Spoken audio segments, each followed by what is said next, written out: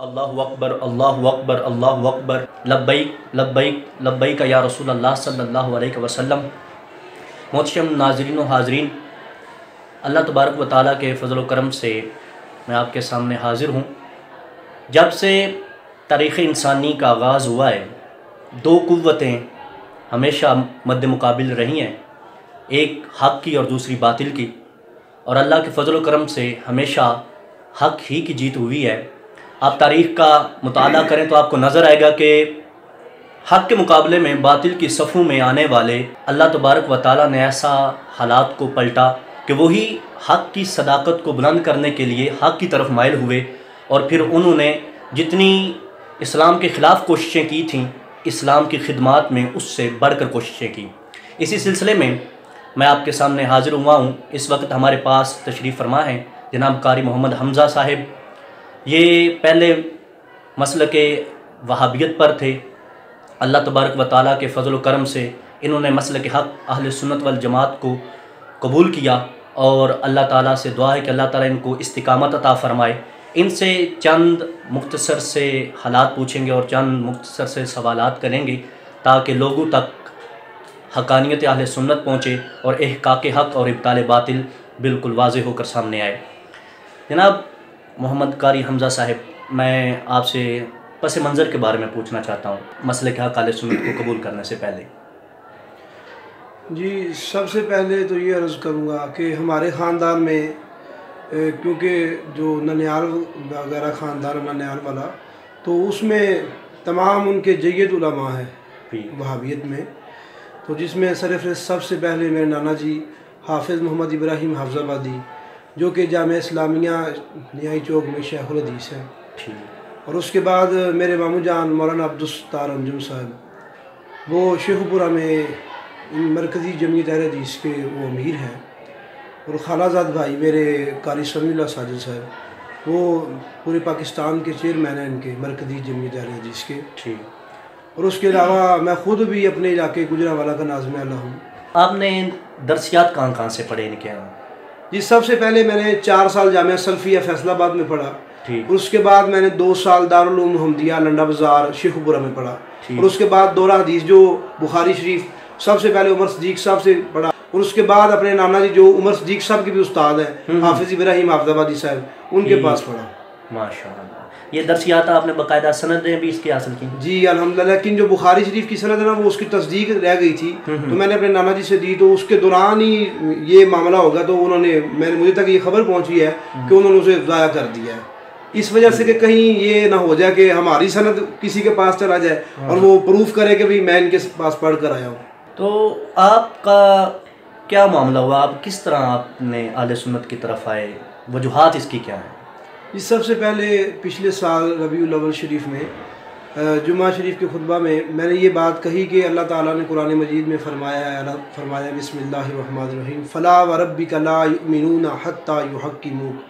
फरमाया महबूब हमें आपके रब की कसम है, इतनी देर तक कोई ईमान वाला नहीं हो सकता जब तक वो हर मसले में आपको अपना हाकिम तस्लीम ना करे। बेशक।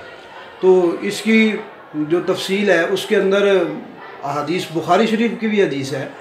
नबी करीम अलैहिस्सलातु वस्सलाम ने फरमाया अल्लाह ताला ने कोई नबी ऐसा ज़मीन पर नहीं भेजा जिसके 2 वज़ीर ना हो। 2 वज़ीर ज़मीन पर होते हैं, 2 वज़ीर आसमान पर होते हैं। और फरमाया मेरे 2 वज़ीर ज़मीन पर, उनका नाम सिद्दीक़ व फ़ारूक है, और आसमान पर हज़रत जिब्राईल व मीकाईल। और फरमाया कि ये मेरे वज़ीर है। तो मैंने ये तशरीह की कि अल्लाह ताला ने महबूब अलैहिस्सलाम को, क्योंकि जिस तरह आपको तमाम अंबिया में से आला मुकाम अता फरमाया, इस तरह आपकी बादशाहत भी सबसे आला है कि अल्लाह ताला ने आपको इतनी बड़ी बादशाहत अता फरमाई है कि आपके वज़ीर आसमान पर भी हैं और ज़मीन पर भी। तो मैंने कहा इससे साबित होता है कि जिस तरह जिब्राईल व मीकाईल ज़िंदा हैं, इस तरह सिद्दीक़ व फ़ारूक ज़िंदा हैं। अगर ये वज़ीर ज़िंदा हो सकते हैं तो बादशाह क्यों नहीं ज़िंदा हो सकता? और मैंने एक बात और भी कही कि खुदाई अल्लाह ताला की है, लेकिन अल्लाह पाक ने अपने महबूब अलैहिस्सलातु वस्सलाम को अपने करम से नवाजा ये है कि अल्लाह ताला ने खुदाई अल्लाह की है, बादशाहत नबी करीम अलैहिस्सलातु वस्सलाम को अल्लाह पाक ने अता फरमाई। तो इसी वजह से कामों की मैं जो मैं पढ़ाता था, इसी वजह से मस्जिद में, क्योंकि वो कुछ अहबाब ऐसे थे जो मदरसे में पढ़े हुए थे, तो उन्होंने बहस तवील की और ये भी कहा कि आपने जो ये मसला बयान किया ये बरेलवियों वाला है। और उन्होंने मेरे नाना जी हाफिज इब्राहिम साहब के पास आकर शिकायत की, भाई आपके नवासा है तो उसने ये बात की है। तो मैंने उनसे कहा भी हदीस शरीफ में ये बात आती है, तो आप मुझे इससे क्यों रोक रहे हैं? हम खुद को अहले हदीस कहलाते हैं, तो अगर हम हदीस को ना माने तो फिर फ़ायदा क्या अहले हदीस होने का? तो उन्होंने कहा भाई ये हदीस बयान नहीं करनी चाहिए। अच्छा। मैंने कहा वो क्यों? हालांकि सनद के लिहाज से भी ठीक है, और इमाम बुखारी जिस पर आपका इतना ईमान है कि आप कहते हैं कि इनके अलावा कोई हदीस बयान करे, वो हमारे नज़दीक काबिल कबूल ही नहीं है। बिल्कुल। आप खुद उन्हें आइम्मा मुज्तहिदीन में कहते हैं कि उनकी बात बिल्कुल ठीक है, बुखारी शरीफ के ऊपर अंधाधुंध आप इत्माद करते हैं, हालांकि किसी हदीस में भी नहीं आया या किसी कुरान की आयत में भी नहीं आया कि कुरान के बाद बुखारी शरीफ का दर्जा है। ऐसे ही या किसी हदीस में सरकार ने फरमाया हो कि भाई बुखारी शरीफ वो किताब है जिसका दर्जा कुरान के बाद है, और या ये फरमाया हो कि बात माननी है तो सिर्फ बुखारी की माननी, किसी और की नहीं माननी। हाँ जी, ये बात तो किसी कहीं भी नहीं आई। तो मैंने कहा फिर सबसे बड़ी बात ये बिदअत हुई। तो हम दूसरों को कहते हैं कि भाई आप बिदात करते हैं, तो हमारे खुद मजहब में, हमारे अकीदे में खुद बिदात शामिल हो गई हैं। तो मैंने कहा अगर ये बात हदीस बयान नहीं करनी थी तो हमें फिर चाहिए था कि हमें हदीस ना कहलवाते, वो यानी कि आए बाए शाये करना शुरू कर दिया। तो वहाँ से इब्तदा हुई मेरी यानी कि सर्च करने की। ठीक है। तो किबला मुफ्ती शामला नक्शबंदी साहब जामिया मदीनतुल इल्म आलम जो गुजरावाला में, आपके पास मैं गया। आपके पास जाकर मैंने काफ़ी यानी कि मसाइल के लिए तकरीबन पहले दिन तो 3 घंटे तकरीबन मेरी उनसे बहस मुबासा हुआ। तो उन्होंने मुझे मुख्तलिफ किताबों के बारे में बताया।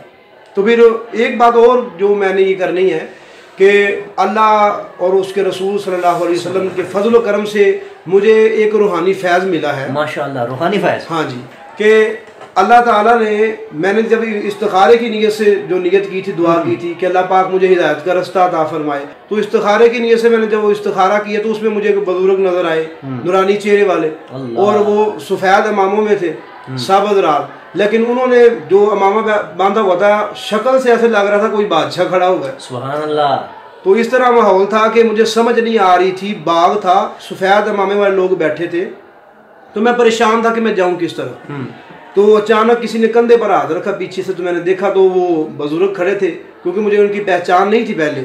तो उन्होंने मुझे कहा कि हजरत साहब आप क्यों परेशान होते हैं, ये जो सामने रास्ता जा रहा है ना, ये हमारा रास्ता है, ये कामयाबी का रास्ता है, इस पर चले जाएं जन्नत पहुंच जाएंगे। सुभान अल्लाह, माशाअल्लाह। और जब मैंने तहकीक की तो पता चला वो हजरत पीर सैयद शबीर हुसैन शाह हफ्जाबादी रहमतुल्लाह अलैह आपकी ज़ात थी। माशाअल्लाह। आपको पता है कि जब बंदा राह रास्त पे आता है ना तो उसको मुश्किलात का सामना करना पड़ता है। सहाबा किराम की हम सीरत को देखें तो हमें बहुत सारा नज़र आता है। जी बेशक। तो जाहिर बात है आप भी एक जहान को छोड़ के इस्लाम की तरफ आए हैं, तो आपको भी यकीनन मुश्किलात का सामना करना पड़ा। जी बिल्कुल।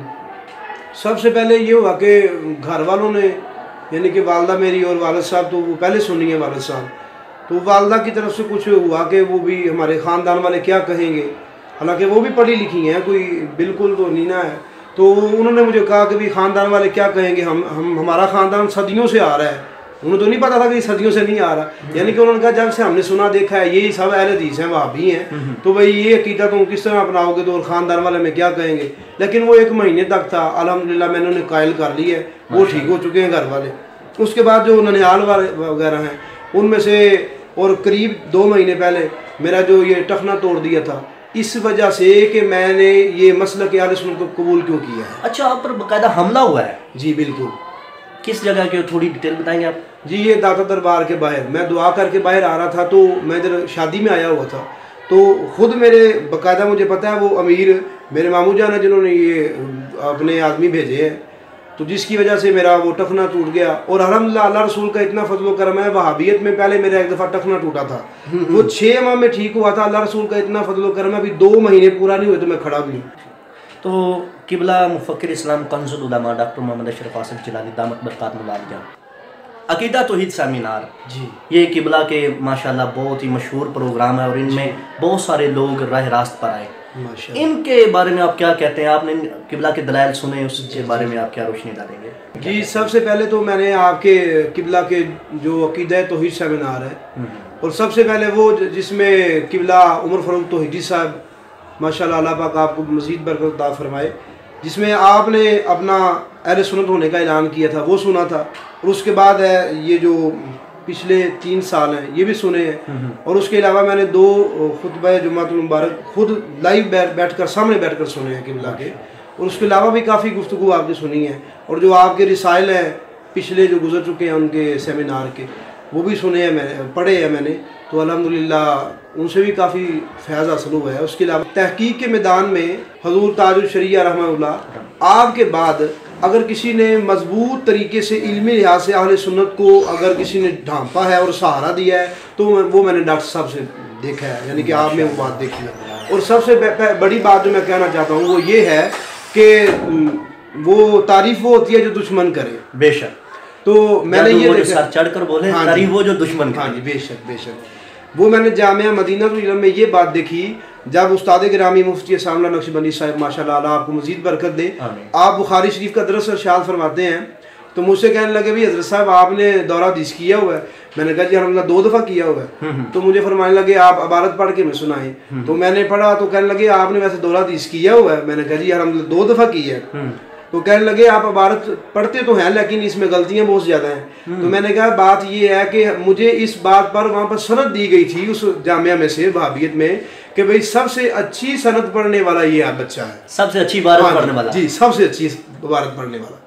तो मैंने देखा जब उन्होंने कहा हमारे तालिब इल्म को देखें कि वो किस तरह पढ़ता है, जब मैंने उस तालिब इल्म की मुँह से इबारत पढ़नी जो उसने शुरू की मैंने सुनी, तो खुदा की कसम मैंने जितनी इबारत वो अच्छी पढ़ लेता है हमारे उस्ताद भी नहीं पढ़ सकते। अल्लाह अल्लाह अल्लाह। और खुद को अहले हदीस दावा ये है, यानी खुद को ये कहते हैं कि इल्म के समुंदर पहाड़ हम ही हैं। हाँ जी, हाँ और इबारत का ये आलम के बकौल आपके असातिज़ा को भी वैसी इबारत नहीं आती जैसी इबारत अहले सुन्नत वल जमात के तुलबा पढ़ते हैं। जी माशाल्लाह माशाल्लाह। और ये तालिब इल्म की बात। हाँ जी, तालिब तो किबला डॉक्टर साहब की माशाल्लाह आपकी शान तो बराबर हो रहा है जब आपने बगदाद शरीफ में पढ़ा है और उनसे पढ़ा है जिन्होंने सहाबाए किराम से वो हदीस ली हैं और आप उनके यानी कि सनद याफ्ता हैं, आप मुस्तनद आलिम हैं, तो आपकी माशाल्लाह इल्म का क्या आलम होगा जब एक अहले सुन्नत का छोटा सा तालिब इल्म इतनी अच्छी पढ़ लेता है, तो उस्तादों का आलम क्या होगा। मैंने जो अपने नज़रिए, मैंने किसी से सुना नहीं ना किसी के दबाव में आकर ये कहता हूँ, खुद अपने नज़रिए से ये कहूँगा कि डॉक्टर साहब माशाल्लाह वो आलिम हैं। अगर आपके सामने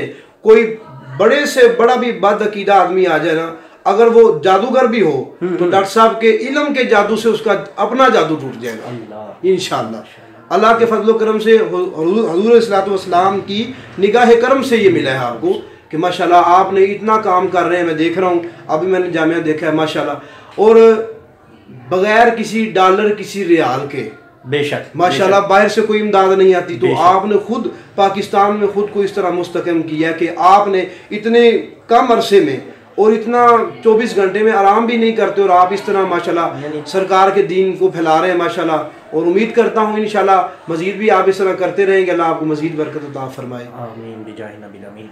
नाज़रीन सुना आपने, ये अल्लाह तबारक व तआला की ख़ास क़िबला मुफ़क्किर इस्लाम कंज़ुल उलमा डॉक्टर मोहम्मद अशरफ आसिफ जिलानी साहब पर निगाह करम है कि अल्लाह ताला ने इतनी क्वालिटियों से और इतनी खुसूसियात से नवाजा है। इस वक्त आपने गुफ्तगू सुनी हज़रत अल्लामा मौलाना मोहम्मद हमज़ा कारी साहब की, और आप देख लें कि अल्लाह तबारक व तआला हक़ को खुद बुलंद फरमाता है। और ये हमारे लिए काबिल फ़ख्र बात है कि एक होता है आम बंदा, जाहिल बंदा जिसने दरसियात और दीन को ज़्यादा नहीं पढ़ा होता, और एक होता है कि जिसने पढ़ा हो फिर 2-2 मरतबा दौरा किया हो। तो देख लें उनका दौरा छट गया और अल्लाह तबारक व तआला ने इनको सरकार सल्लल्लाहु अलैहि वसल्लम की ग़ुलामी का दौरा अता फरमा दिया है।